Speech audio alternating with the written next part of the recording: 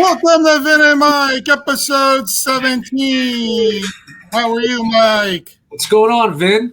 Good to see you. Doing great. Having fun time here. Looking forward to tonight's episode with a really special guest. Very much. So, for our listeners out there, Vin and Mike is now brought to you by Viggy Bets. Check out Viggy Bets on Twitter and Instagram at Viggy Bets. DM Viggy Bets now that you're a fan of Vin and Mike and receive a 14-day free trial with a new VIP membership. And, I saw today, talking to Viggy, that he has daily memberships and weekly memberships for people now. So if you're into the world of online sports book and you want a good handicapper, definitely check out Viggy Bets. That's awesome. All right. So tonight we have a really special guest, 7-time Pro Bowler, 4-time All-Pro, 2-time first team, 2-time second team, former Miami Dolphins offensive tackle, Richmond Webb. Richmond, how are you tonight? Good evening, Vin, Mike. How y'all doing? Jim? So glad to have you aboard. Yeah, this is really good for us. I was talking to Mike earlier in the day, Richmond, and we looked at your career stats, and 7-time Pro Bowler, 2-time first team, All-Pro, 2-time second team All-Pro, player of the decade, team in the 90s with 3 other tackles. And I was telling Mike, those 3 other tackles are all in the Hall of Fame, and you're not, and it kind of, when I compared your stats to Tony Baselli, who just got in, who was part of the 90s all-decade team, and I think it's very comparable. How do you feel about your status with the Hall of Fame? Well, I think my resume speaks for itself. Just hadn't made it in. It takes a little longer for some guys than others, but the 3 guys that have went in before me, I have tremendous respect for, and was definitely happy that they actually achieved that accomplishment. I think that's what we all strive for. When you have that type of resume that you want to get that gold jacket. And Tony had to wait a little bit. He's a little younger than me, but I know his name just came up. He's been on the finalists a couple times, and actually see him make it in, I was happy to see that. So I think I got a shot. I would just be patient and wait. But I do these podcasts and on different shows, and it's always good when everybody kind of recognizes or comes up with that question. But I think I have a legitimate shot. I just got to be a little bit more patient than some other people. But other than that, I'm good. Yeah, I had this game on my phone. It's a CBS sports football game. It's like a fantasy kind of thing, and you collect ultimate players, and you're an ultimate one on the game, and they have ultimate ones to ultimate 5s, and goes by positions. And for the tackle position, there's only like 3 ultimate 1s. There's only like 4 ultimate 2s, and so on and so forth. And I'm just sitting there going, here's a game that recognizes you as an ultimate player. So I hope the Hall of Fame sees it the way that I see it, and the rest of the way. Look at that game. Yeah, and I think the other thing, Mike, when you look at Richmond's playing career with Miami for so long, and when he did play, he played against Bruce Smith, a lot of the times, and everyone knows Bruce Smith, 200 sacks and all that. Richmond held him to, I think, 3.5 sacks over 14 games, and I think that's one of the things you have to also take into consideration. Richmond, your time playing Buffalo, those great 90 Buffalo teams, and really, to me, a really great defense. I think sometimes because they didn't win those Super Bowls, some of those guys are overlooked. But how was it playing against Bruce and all those defensive players there in Buffalo in the 90s? Yeah, I think you said it best, Ben. You look back, and I think what most people look back and reflect on is that Buffalo lost 4 Super Bowls, but they lost 4 in a row. I always felt that if they really had a legitimate shot to win the first one against the Giants, and the field goal went, I think, wide right or wide left. Anyway, they missed it. But I think if you win the first one, sometime they can change the whole direction of, the ones that's up and coming. But I have a lot of tremendous respect for that team. I love competing against them. But they always were just a little bit better than we were. And, one of our ultimate competitors, we didn't like each other, but you had to respect them because they were really good, not just on defense, but on offense. And I agree with you. I think a lot of players have made it. I know Bruce, Kelly, Thurman, Andre Reed, but, guys like Cornelius Bennett, I think Henry Jones, went to like 7, 8 Pro Bowls. So they probably, Bryce Pop played on that team. I mean, they were loaded. And I think a lot of people kind of overflect on some of those guys get overshadowed because they had so many great players. And you definitely got to take that into consideration. Yeah. That was one of the reasons we couldn't make it over the hump because we couldn't get through Buffalo. Yeah. Richmond, I want to go back in time because we had Gus Farad on earlier in the week, and we had an interesting conversation about social media and just television. And that now you can see every football game imaginable. Growing up, I'm very curious as far as who was your team and who did you look up to? I'll tell you, well, I grew up in the Dallas area, so that was easy for me. I was a Cowboy fan growing up, and back when I was a kid, it was Roger Staubach, it was Drew Pearson, Tony Dorsett, I think Billy Joe Dupree, Preston Pearson, and then on defense you had Harvey Martin, you had Tall Jones, Everson Walls, Michael Downs, D.D. Lewis. Cliff Harris, Cliff Waters. Those were the guys and they had a pretty successful run. And then also, Tom Landry was the coach. Yeah. He went through the Staubach, and then when he retired, Danny White took over. So I was a huge Cowboy fan. I still look and, I don't hate them, but now that I play with the Dolphins or whatever, I kind of like jump ship and I ride with them fans. So, but I still like Dallas, but I'm straight aqua and orange now. That's my team. I ride with the Dolphins. Yeah, talking about the Cowboys in the '90 draft where you were selected 9th in the first round. I think Emmett was selected after you in that draft to Dallas. Did Dallas, if you would have fallen further, were there any conversations that Dallas would have selected you? I didn't have any conversations with Dallas. From what I remember, draft day.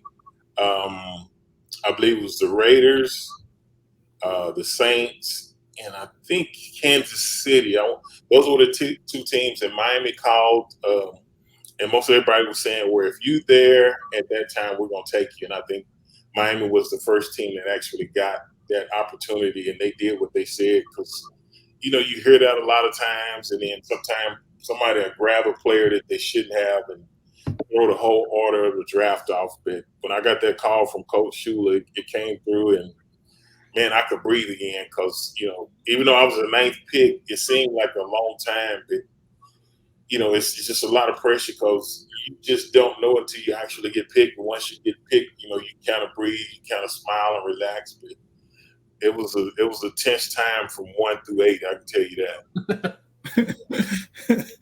Yeah, and you mentioned Coach Shula, all-time great coach, one of the best ever. Can you give us some insight into Coach Shula?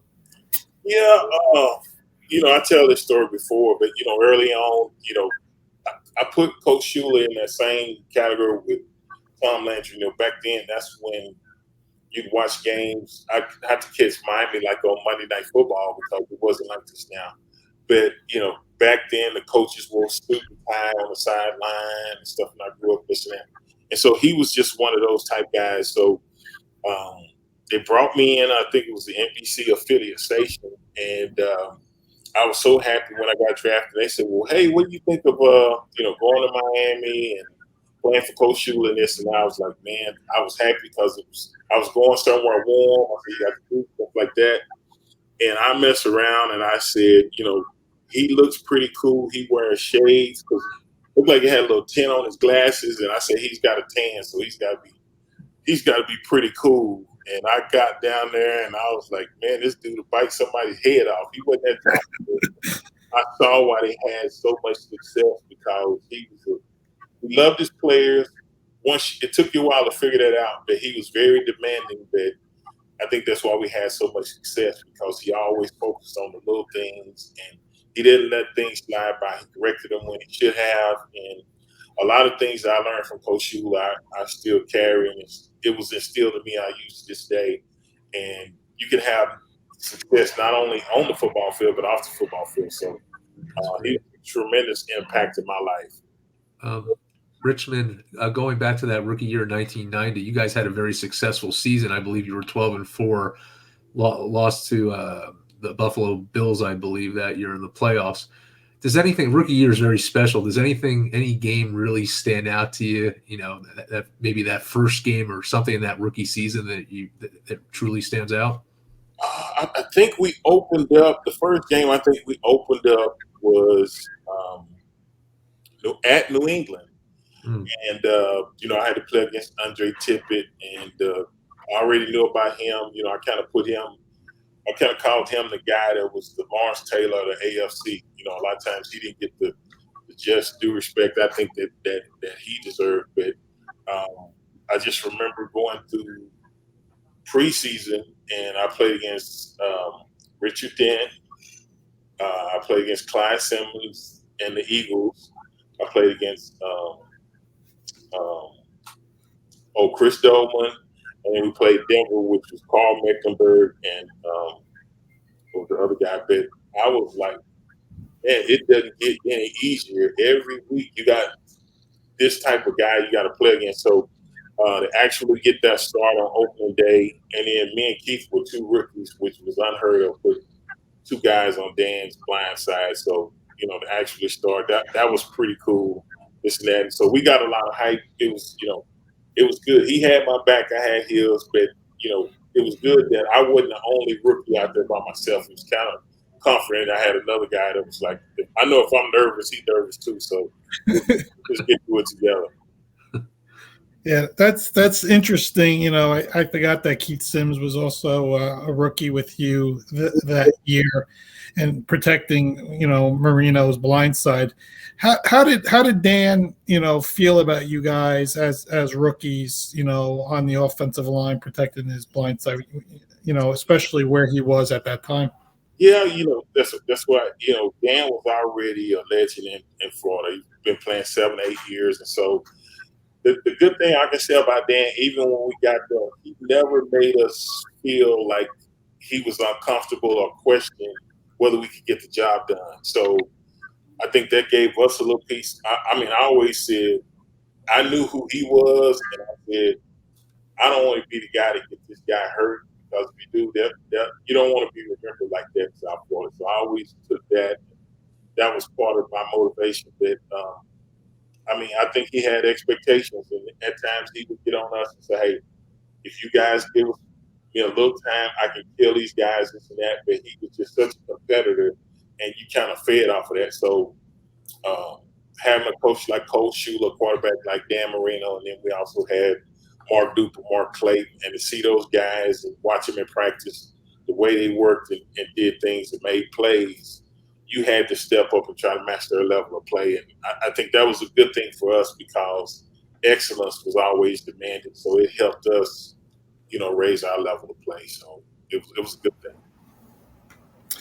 Yeah, and you talk a lot about, Coach Shula, and then when he left, Coach Johnson came in. Can you compare, Coach Johnson, Coach Shula, some of this, maybe some of their same tendencies, or what was the differences, with them? Well, I'll always be partial to Coach Shula, but I think both were very smart coaches, knew the game of football very well. Jimmy came in and great coach, knowledgeable, did a good job of preparing us to get ready on Sunday as well. It was just, I think when he first came in, it was a little unknown because we knew he had came from Dallas. I knew he was a tough coach, this and that. So the thing that I did was I called the guy I went to college with. He was first round pick with the Cowboys, Kevin Smith. He was cornerback up there. He won 3 Super Bowls with him. And so when I found out he was coming to Miami, I called him. I said, "Hey, man, what's up with this dude? How I need to play this or whatever."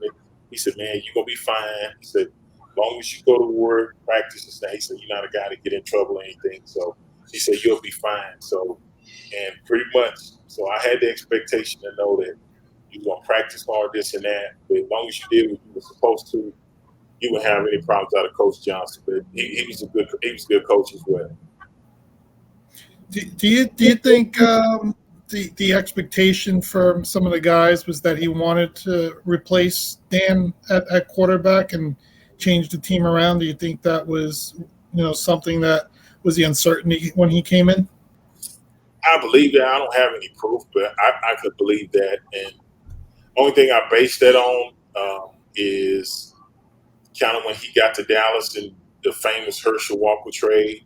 If he could have pulled something like that with Dan, I think he would have pulled the trigger, but I don't have any facts or something to say that that's what he was planning. But that crossed my mind, but I never, it never happened. So you just kind of let it kind of move on. But I could see that he was, that's the way he did the Cowboys. He kind of revamped them, went young, got a ton of draft picks, and then when he got those draft picks, a lot of those second, third, fourth rounders actually turned out to be Pro Bowl type caliber guys, and that's why they had the success that they did. So it was a genius move by him, not so much by Minnesota, but it was a hell of a move by him. So it shows he was a smart guy, and he kind of knew what he was doing.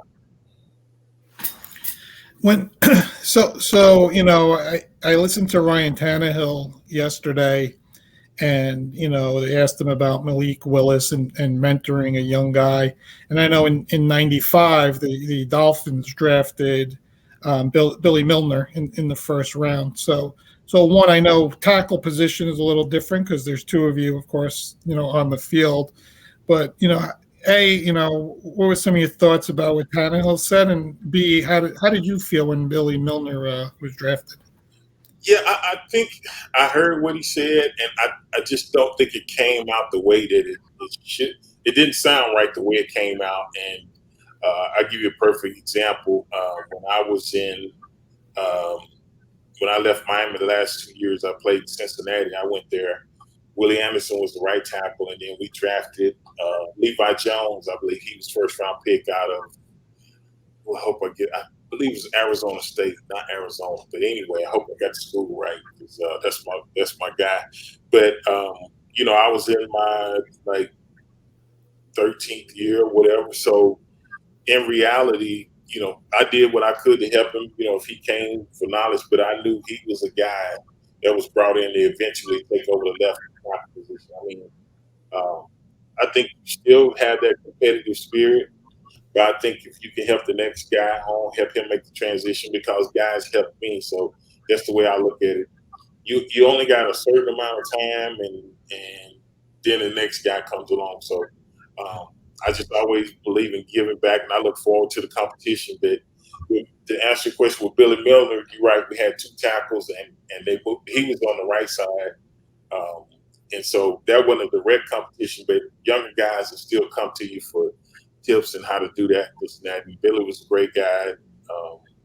Love playing with him. But yeah, it's just like you said, when you're the quarterback, and then I think with Tannehill was quarterback, they made it to the AFC Championship, and then they lost to Cincinnati, and he didn't have a great game. So you got that in the back of your mind, and you get to the draft, and then they select another quarterback, and the first thing probably gets in your mind is, oh, they brought him in to compete, or possibly be my future, take over that slot. But it's just part of the game. I just think that it didn't come out the right way when he said, of course the guy's gonna learn from you, and of course, that's just the process. But it didn't sound right. It didn't sound good the way he worded it when it came out. Yeah. Richmond, one of the stats I was so impressed with reading about you was 118 consecutive starts.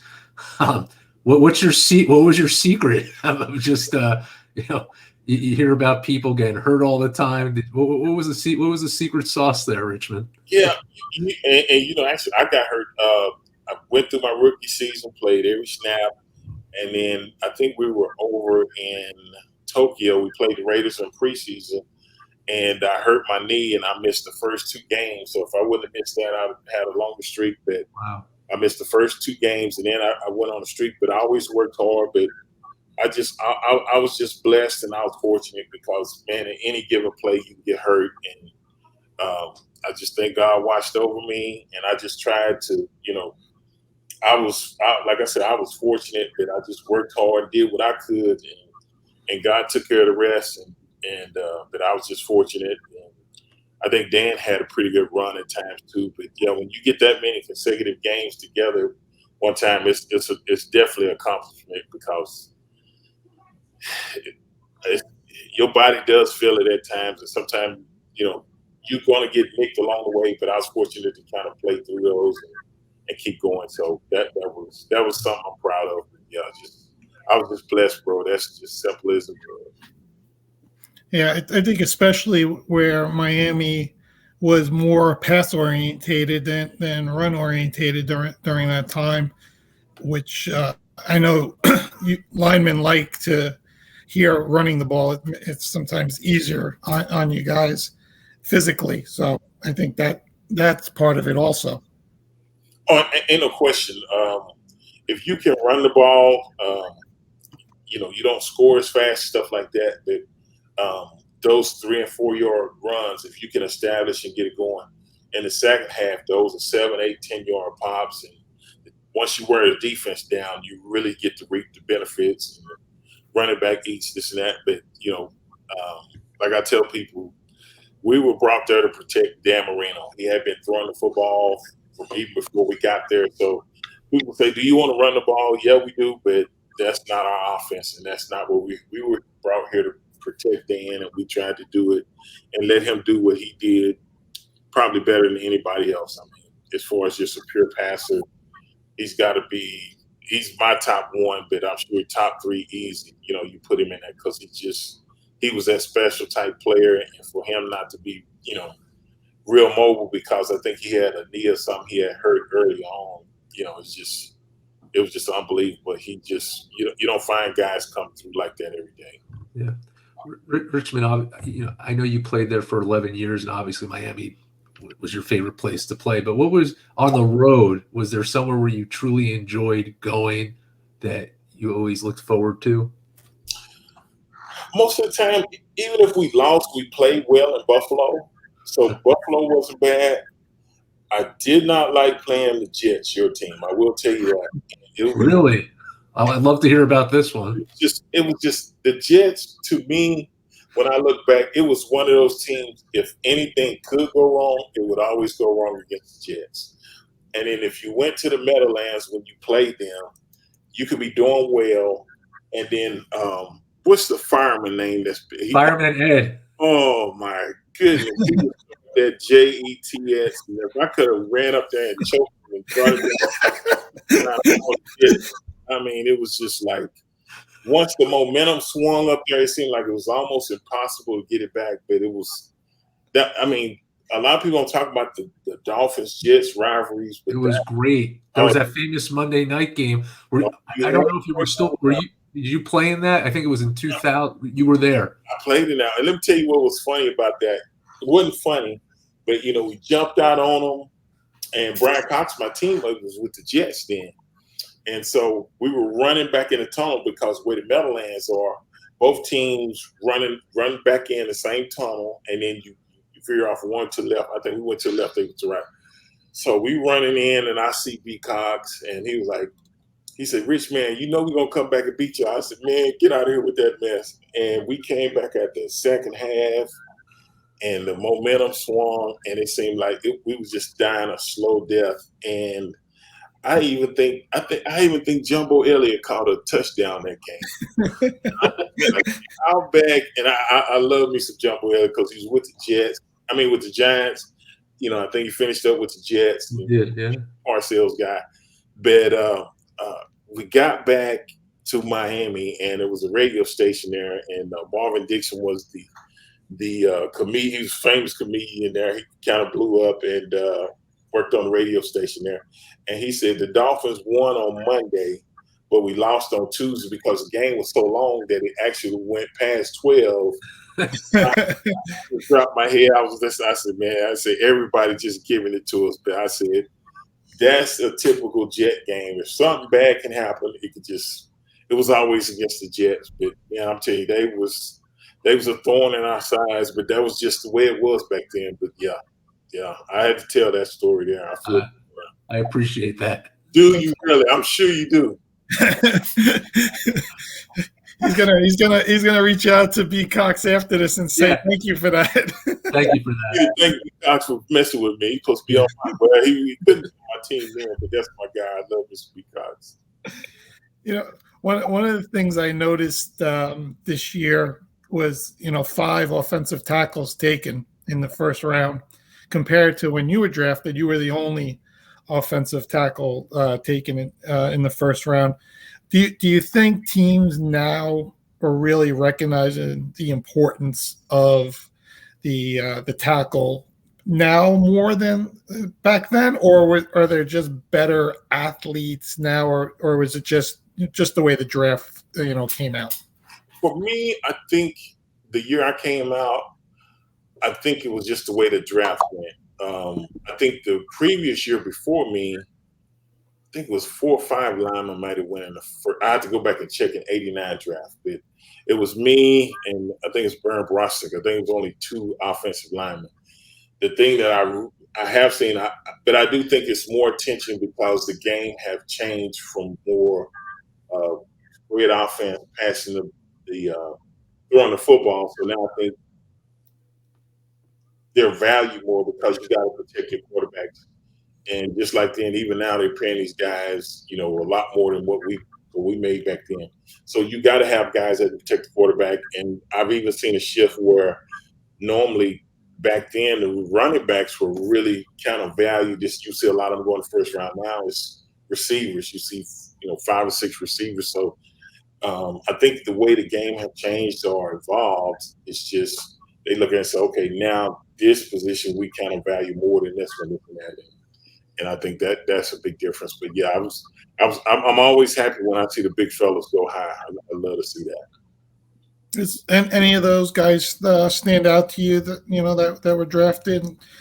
For us in the New York, New Jersey area, Evan Neal is the guy everybody, of course, is talking about. But is he the guy that stood out to you, or someone else? He was good. I watch a lot of SEC football now. The Texas A&M is in there, and I was happy to see Kenyon Green, local kid here from Houston that played at Texas A&M and actually went first round to the Texans. And I was truly happy for him because I think this past year he started at it right tackle, but he had this past year in one season he played right tackle, right guard, left tackle, just due to injuries.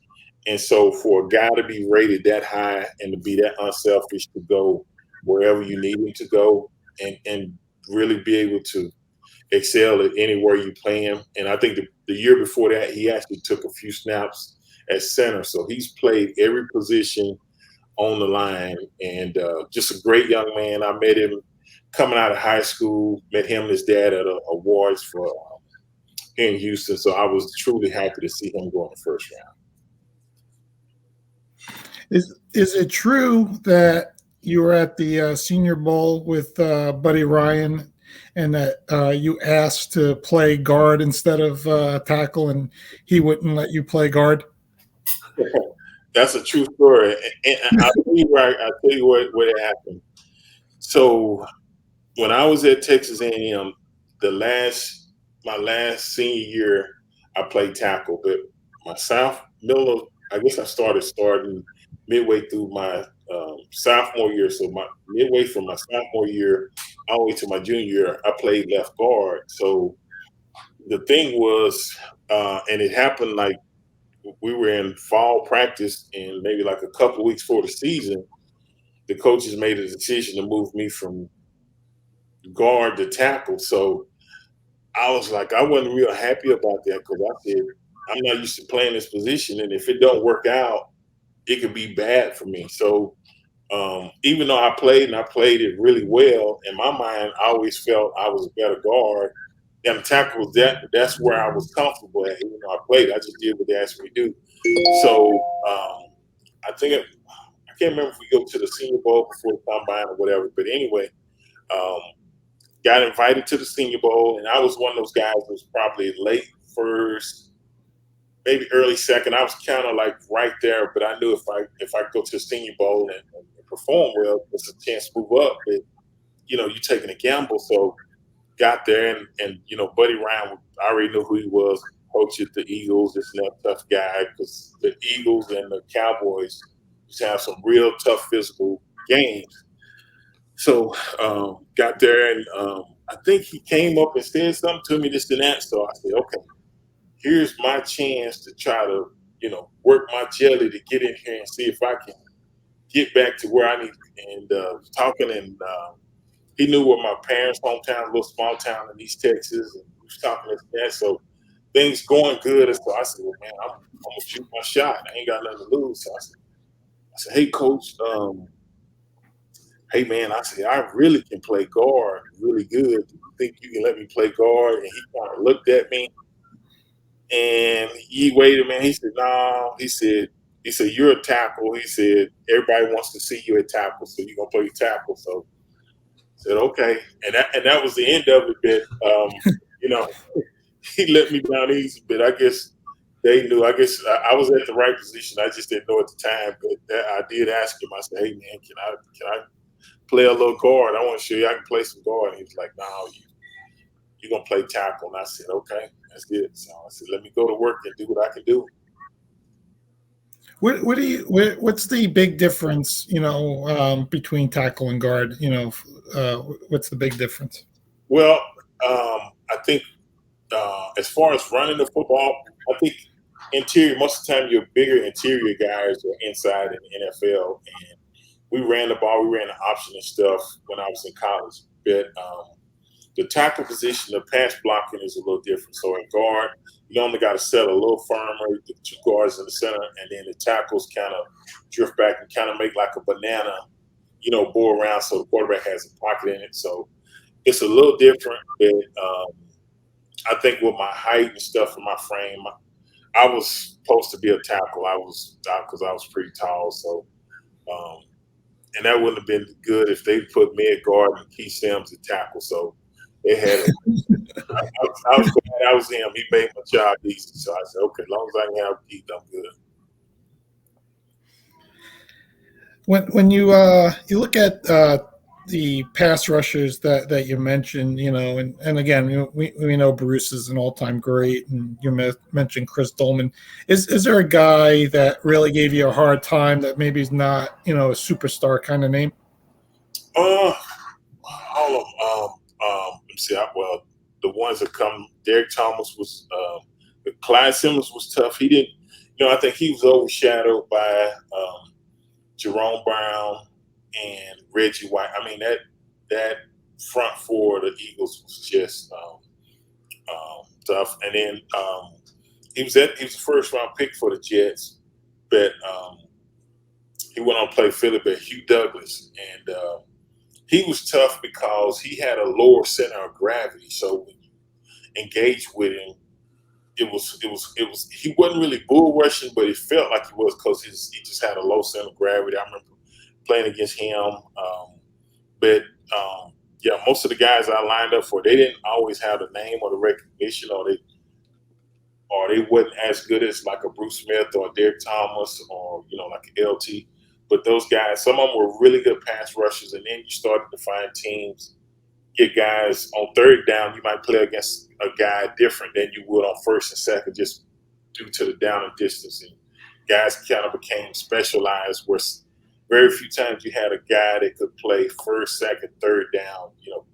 This was your nickel package or whatever. So you started to kind of experience that, and it just gave you a little bit more time because you had to really study these guys, and then you had to study that guy.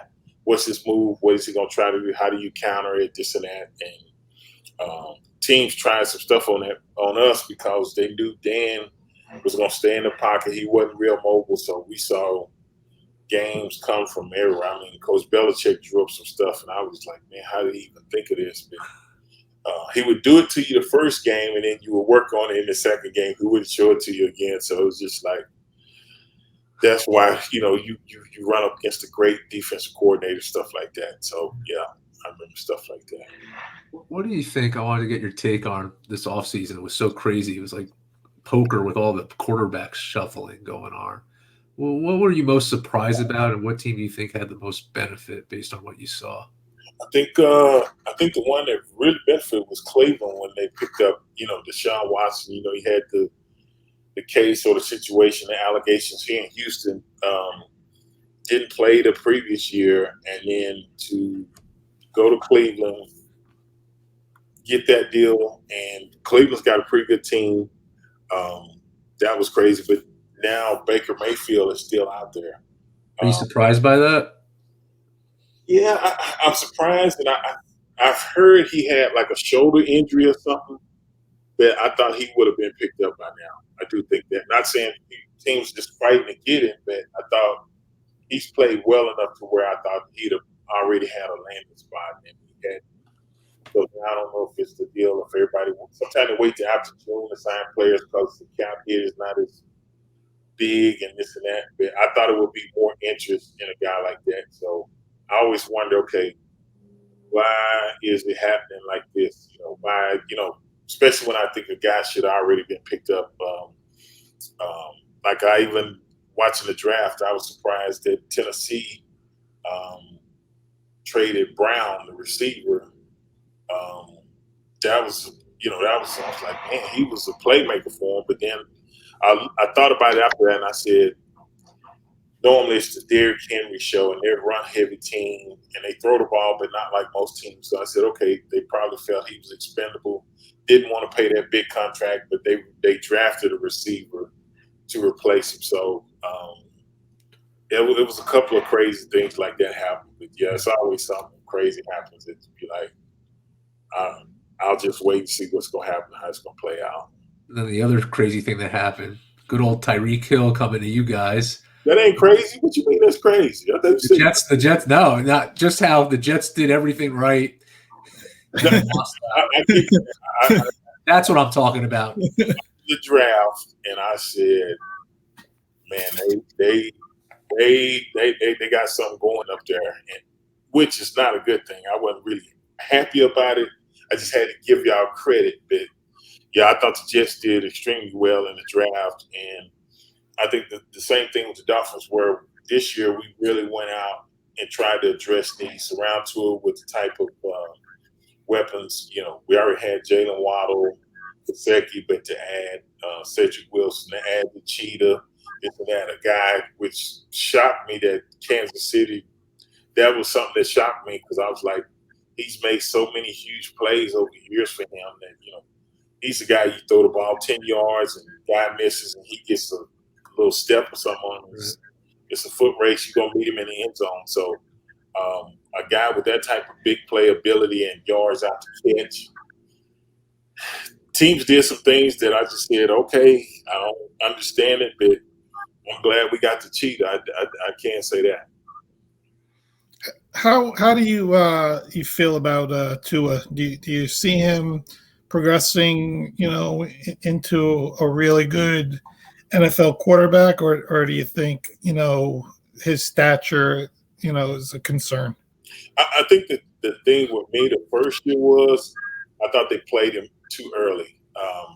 With that major hip injury he had his last year Alabama.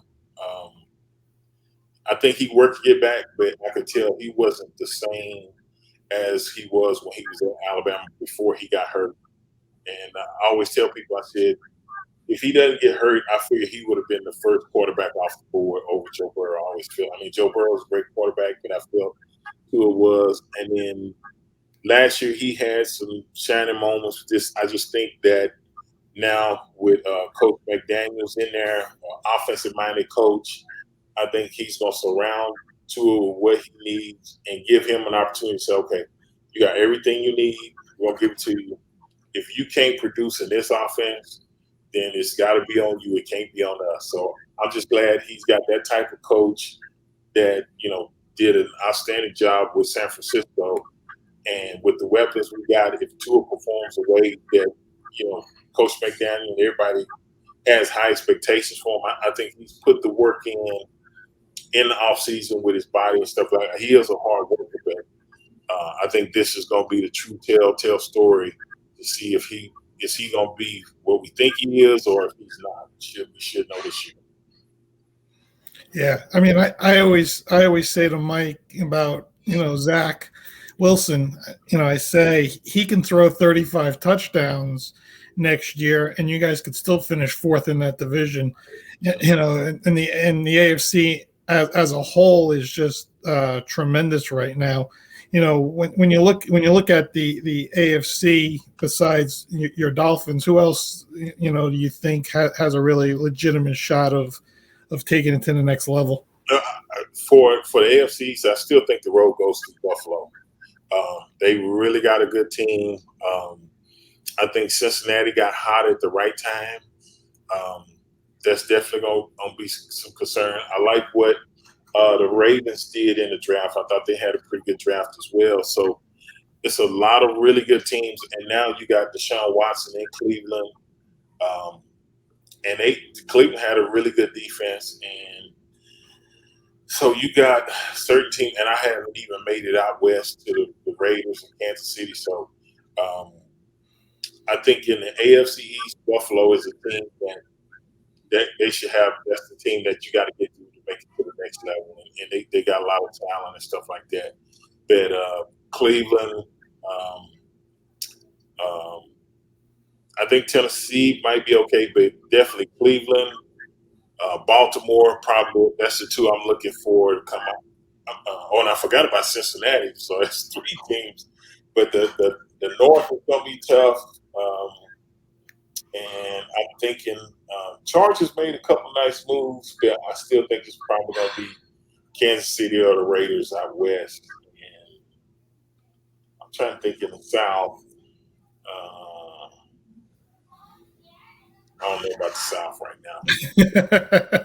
I was the AFC because we got some, like even San Diego Herbert. I mean, he can throw that rock, bro. So you get a halfway decent defense and just a couple more players around him. That's what I'm saying. The AFC could be really, really tough this year. So I know. I was making a joke with Vinny. I'm like, well, Tom Brady picked a good time to come out of retirement because he knows the NFC's weak this year, so he has a good chance to go to the Super Bowl. Now's the time to come back because the NFC is time to come back. And I was funny because I said, I think, when at first, because he never really said it, but, people, I said, it makes sense. I said, I think if they would have made it to the Super Bowl and lost, he probably would have said, I'm coming back. But since he didn't, he just said, well, and then he let everybody kind of like let him sleep. And then it was March Madness, and he shut down March Madness and said, guess who's back? And it was he totally shut it down. I said, this dude here, but I say TB12, that's him, man. He's back. So that was pretty cool. But his timing was perfect. So when you can shut down March Madness and make your announcement, I said that was pretty good. I said Tom is something else. I was reading something where they said quarterback Tom Brady, who was retired from February until March. I said that's the off season. That's not retirement. He didn't even wait for free agency to start. You could have teased us a little bit longer than that. So I was like, okay, but yeah, that's pretty good.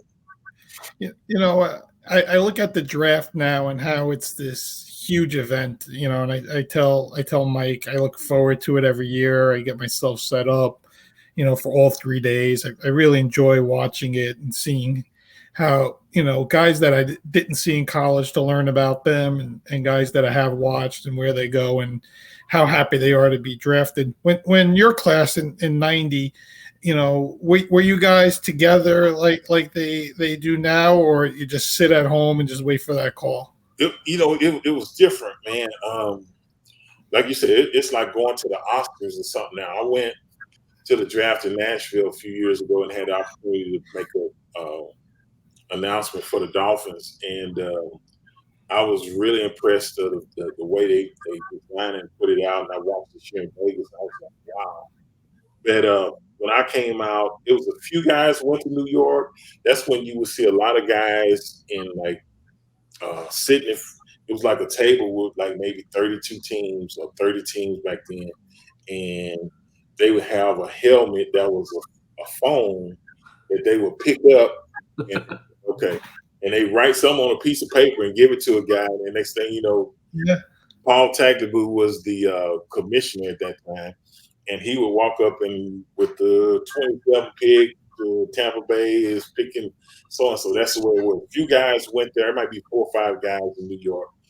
The thing back then was, and I just you might let a little media in there, but I can't remember who it was that you had to be careful because if you slid in the draft, all they had was that camera in front of you, you sitting there with that guy, and you know, it was like you got to try to hold your composure, this and that. But it was somebody, I think it was a year before I came out, but anyway, slid maybe like all the way out of the first round supposed to be, and it was just like, man, I don't want to go through that. So you had to be really, you know, do I really want some media here or whatever? You just got to be real cautious with that. It was totally different. You're right. It was nothing. They'd be like, man, this is boring. They wouldn't want to watch that. Yeah. When ESPN first approached Tagliabue about, you know, broadcasting it, he goes, who wants to watch this? You know, he was like, but he's like, he said to ESPN, go ahead, do what you want, you know, and then you had the whole Mel Kiper, you know, rise to fame and all that. And I think ESPN really, you know, the way they portrayed it and had the analysis and everything, it really took it to the next level. And then I think Radio City Music Hall screwing things up with the NFL and making Goodell move it, you know, I think to Philadelphia that year because they double booked Radio City Music Hall and saw, you know, how many fans came out. And now with it traveling city to city, is just taking it to like a whole another level now. Yeah, it's like people can't get enough information. In a way, I'm kind of glad I didn't play. It's just, man, something happens and it's either on Twitter, Instagram, Facebook, it's on the NFL Network, it's on ESPN, it's on 1, 2 News, 3. You name it, it's out there, and it's like, you know, Fox got, you know, Fox Sports and this and that. It's just that people crave information, and they figured it out. And even the NFL Network, people watch that in the offseason, and they talk about free agency, who these teams need, and this and that, and just they can't get enough of it. So, like you said, ESPN was ahead of the game, and you know they were on to something because all these other networks have came after ESPN, and cable TV just took off. So yeah. Mike, anything else for Richmond? I wanted to just touch upon, I know you played for the Dolphins for 11 years, and then I just want to touch upon the last couple of years in Cincinnati and what that transition was like.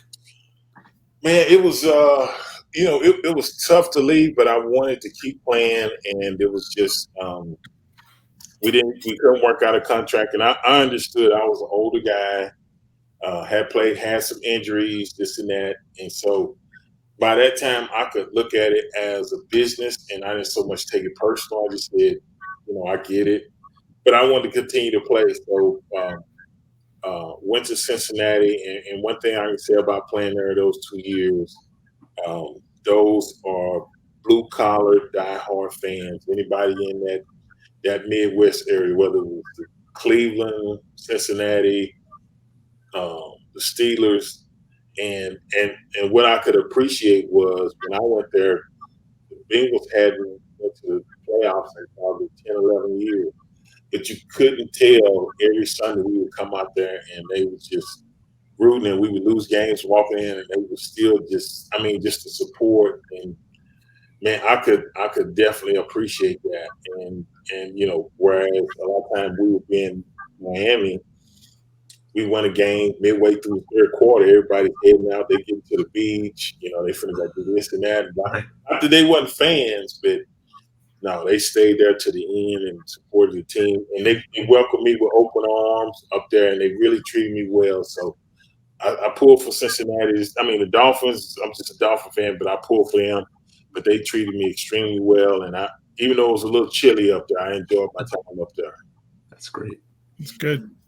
We'll definitely keep in touch like we always do, Richmond. With our Sunday shout out that we always get together. So make sure we'll keep in touch that way. But as we get closer to the NFL season and training camps and everything, I'd like to have you back on as we head into that direction. It's been great talking to you tonight. Okay, yeah, sounds good. We always interact on Twitter, stuff like that. I appreciate the shout outs and stuff like that. But yeah, we'll set it up. That's no problem.